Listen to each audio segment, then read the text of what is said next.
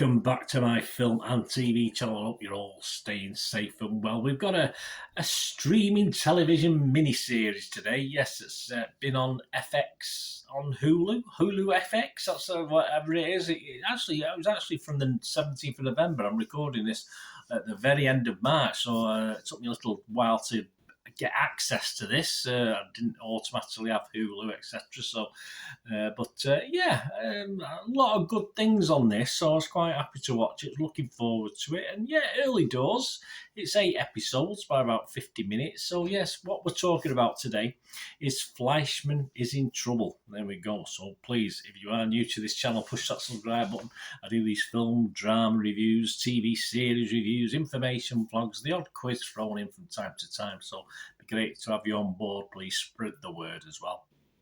And if you are pushing buttons over, push that button. You can push that little like button. I'm trying to get a small target between 10 and 15 thumbs ups or likes for these vlogs. So if you can help me towards that, that'll be most appreciated. Right, FLEISHMAN is in Trouble. Yes, a bit late to the party with this one, but I'm glad I watched it. Created by Taffy Bradessa Ackner and based on her 2019 novel of the same name. And it premiered on Hulu, as I said, on November the 17th, 2022. What's it about? Well, Toby FLEISHMAN is a recently divorced man in his 40s using dating apps for the first time. A bit of a male Sex in the City it started off at. This one of my favourite series back in the day, Sex in the City. I don't mind admitting that.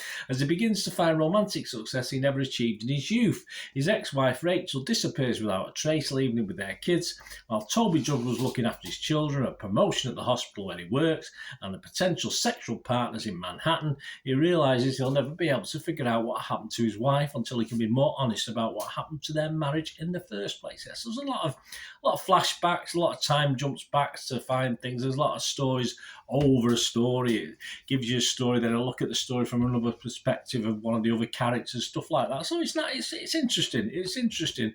I'm not going to say it's always gripping, but it's certainly interesting. Let's have a look at some of the scores. The Joe Public Internet Movie Database, 7.7 out of 10. And no matter what part of the world you're in, Canada, UK, India, it doesn't matter. All getting scores between 7.7 and 7.8-ish. So everyone thinks the same on this. That's 9,500 scores as I'm recording this at the end of March.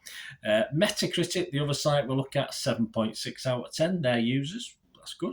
Rotten Tomatoes audience, 81% positivity. I've no breakdown of that, but all good by the public anyway.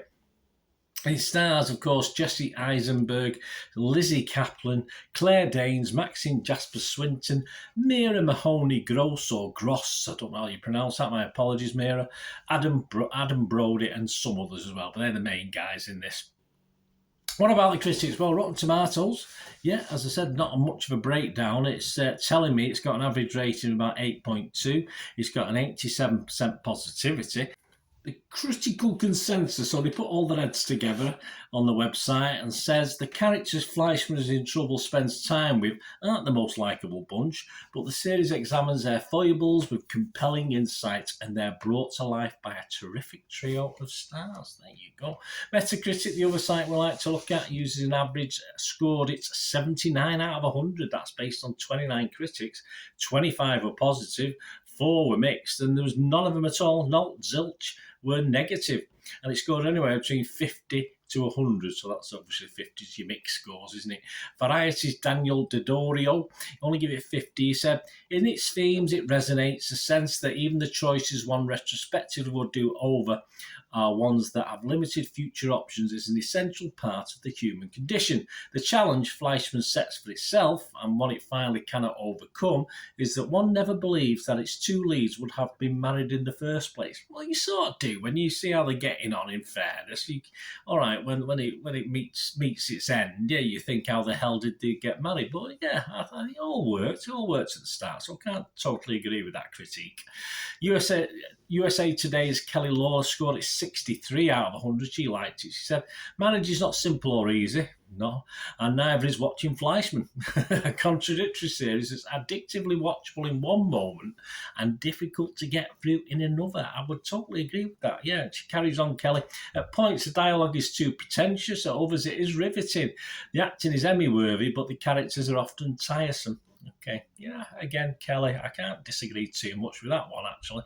Empire Sophie Butcher liked it a lot, 80 out of 100, and said, boasting a strong, committed central trio, this is compelling. Yeah, I'd agree with that. The trio's good, the leads. As far as characters, I'm not saying the actors stood out for me. Certainly one actor, we'll talk about that in a second.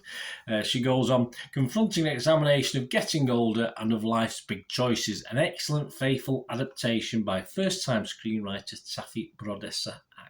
Right, my thoughts, guys, because my scores first. I would Rotten Tomatoes, fresh. Metacritic user, or Metacritic positive, and Internet Movie Database, yep. 6.5 out of 10. So I like this. I thought it was good. The problems I had, and there are problems in it, as a couple of the critics have already mentioned, as an actor, Jesse Eisenberg is okay for me if I have to watch him for like 90 minutes, but it did grate on me over time as the series went on, and I just found his character and the acting of that character just a little bit monotonous at times. Fortunately though, a main character, he's one of the main characters, but there are others, as I already mentioned, I really wanted to watch, which included Claire Danes. Superb performance, and particularly one of my favourites, Lizzie Kaplan. I do like Lizzie, who made it all worthwhile. And a special mention to Mira Mahoney Gross, my apologies, Mira.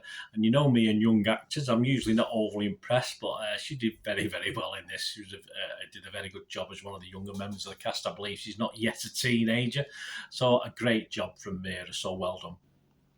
Apart from the initial titillation, if you like, obviously there are little small sex scenes throughout it, but apart from that initial titillation as Toby sows his single wild oats, if you like, this thing grows into a good family drama with the odd bit of sex thrown in from time to time, some nice quirk, and it grows into a nice family drama with some nice quirky twists to the stories as well. As I say, you're looking at it from different angles at different times, back in time, forwards, etc., etc. And I like that. I like that in any drama. It doesn't overcomplicate things. You know where you're up to as well.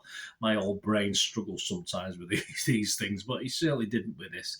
It doesn't always work, I think, as one of the critics said there. Sometimes it gets wordy in a good way, but other times it gets wordy in a bad way. So yeah, so some of the episodes, although they're anywhere between 50 minutes and over an hour, I think the final episode's certainly over an hour long. I'm not too sure the breakdown, but some were 50 minutes, some were 55 minutes.